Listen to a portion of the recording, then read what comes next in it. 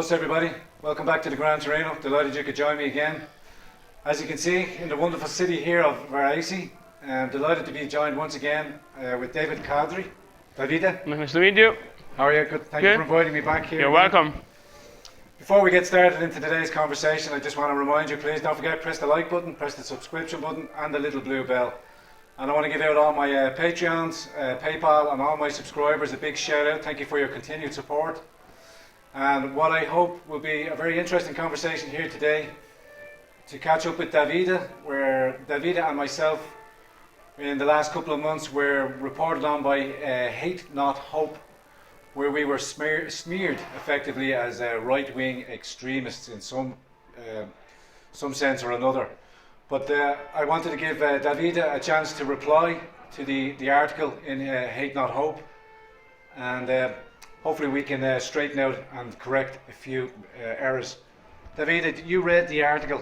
Yeah, I find the article online, and it was very surprising that I am so important that I was I was talking on Hope Not Hate website, and also, but it's very unfair what they wrote, because they wrote stuff like our connection with neo-Nazis and the stupid stuff like that we have nothing in common with that ideology and with the type of person.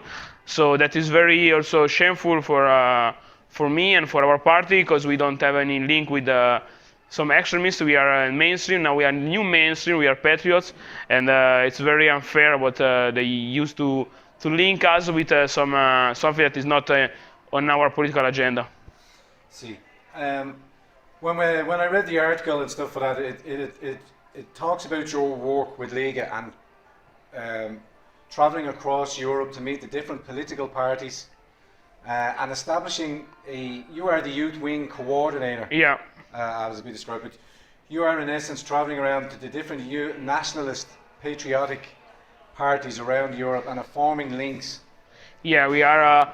Our mission after the European election and before the European election is to build a huge network of young patriotic activists and a young movement across Europe that share the same value and the same ideas of a different Europe, of a new Europe, and to defend what is our fatherland, our country, and that's very, very important. And it's now that also we are in the government in Italy, it's we have a huge spot to work on that issue, and something that they wrote in that article reached that point because they are scared, they fear us, because now we are reaching all the 27 countries across Europe, across the European Union, and we have also good link outside the European Union, and we are the new face of Europe, and that is something very important, because we have the time, we are the future, and we are betting on our future. We have showed that in Rome, when we have had a meeting between 6 youth party across Europe. There was the young from Rassemblement National in French, in the young of FPO in Austria, the youth of Lega, the youth of Alternative für Deutschland, Vlaams Belang from Flanders, and also UKIP from United Kingdom. And so we are showing the world that we are the new face of Europe, and we are working together, because every time they try to push the idea that if you are a patriot, if you are a nationalist, you want to fight against other countries in Europe. That's false. We don't want to fight against other countries in Europe. We want to make a good relation across Europe, but on new type of value, new idea of Europe that is not the mainstream that the globalists try to push in Brussels. And you mentioned the globalists and stuff like that. I want to try and as I say to my subscribers and my supporters here, in not only in Ireland, but across the world and stuff like that. It's not, for me personally, it's not left and right.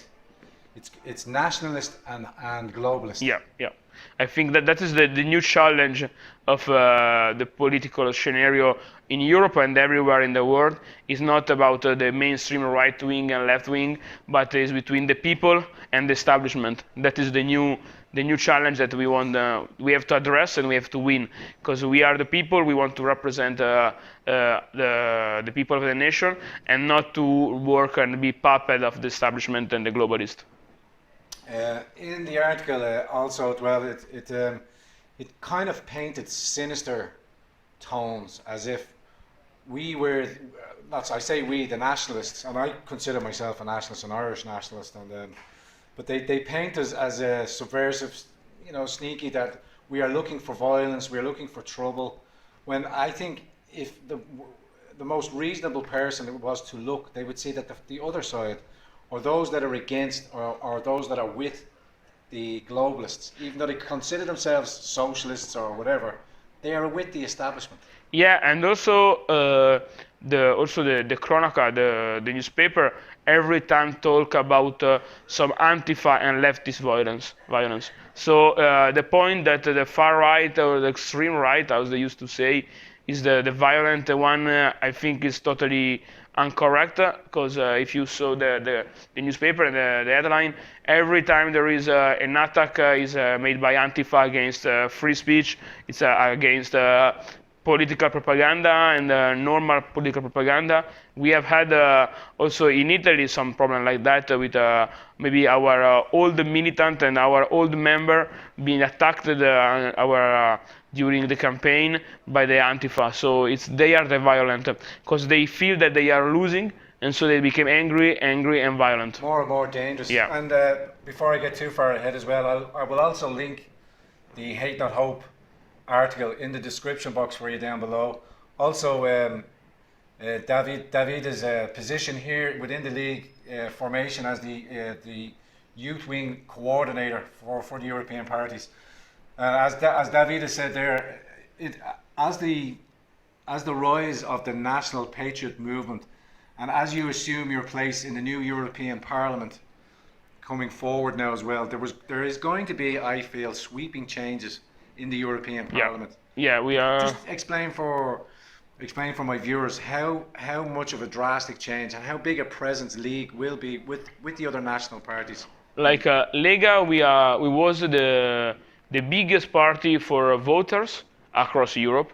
We have taken near 10 million votes, so we are the biggest party in the number of voters across Europe. If you think that the Brexit party or Angela Merkel party take less vote than us, we are the second delegation in the European Parliament, like 28 map. So we are going to shake the European Parliament. Now we have built our group that is Identity and Democracy, that have 74 members, like deputies. And at the same time, I think that with Brexit, or also during the legislative action of the Parliament, we became bigger and bigger. And also it's not only about the number inside the parliament, but it's also political shifting the scenario in the European Union, because we have a party. There is party in the mainstream party, like the European People Party or the Liberals or the Socialists. Then they became more and more patriotic and more conservative, and to stay in power. So that is something that is working not only like a European group, but also like a political scenario and cultural scenario that is changing across Europe. If we think that maybe Orban party still remain in the European People Party, but they share more, and we share more in time of vote with us than with other, like the globalists, like Macron party or a Merkel party.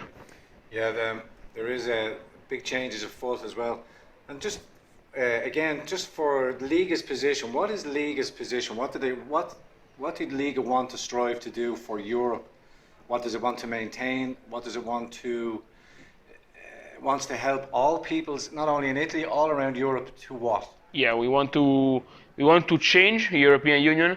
We want first of all to protect the external border of Europe, and that is one of the most important issues that the last Commission don't have reached. We want to change that. We want to make Europe more friendly to the national state, and also to be more in touch with the people and the local community, because now we see that a huge super state that don't have any connection with the population, with the local community. They are only play for themselves and for the big corporate, and we want to change that issue. We want to make also more affordable to the people that in the European Union to stay inside Europe, because we have a lot of young people who go abroad and they have to escape from Italy and from other country to go maybe in the US or in Australia to work, and that is not fair. They cannot work, and especially if we take thousands of illegals or refugees from other countries that they are not skilled, they don't have any, they don't make any surplus for the economy, and they don't work for the economy, and that is a very important issue.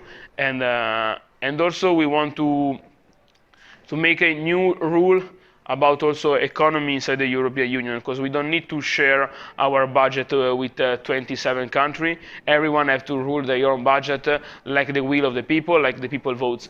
We have seen that in Italy about the budget reform that we want to do, that there is a lot of anxious and a lot of fear in the European Commission that we want to spend too much money, but it's our money, it's the Italian money, so we want to do what is the will of the people. That's why people vote for us, for Lega, and that's why we want to take care of that. And they don't have the right to decide inside the other national state and to dictate the value or the point of interest of other country, of other interest.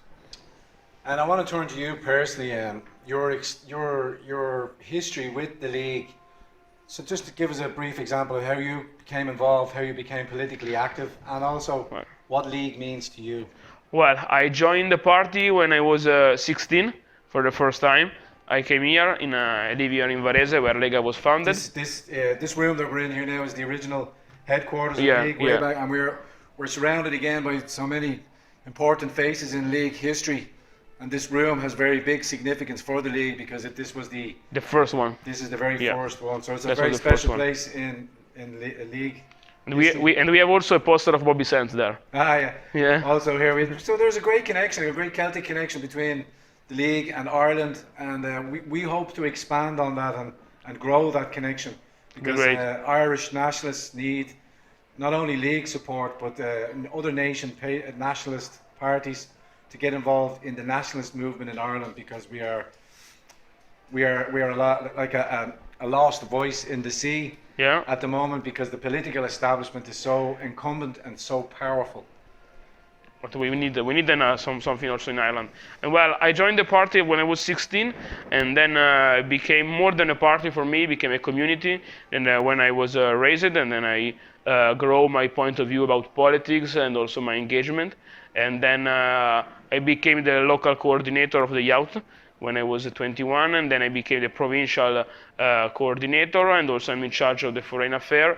So it'll be a very important place where I take responsibility, and also when I've learned, because I learned so much from older people that became a member of the party like the first time, and also from person that became maybe member of the parliament or mayor, administrative issue, and then it was very, very instructive to me, and then I grow a lot inside the party.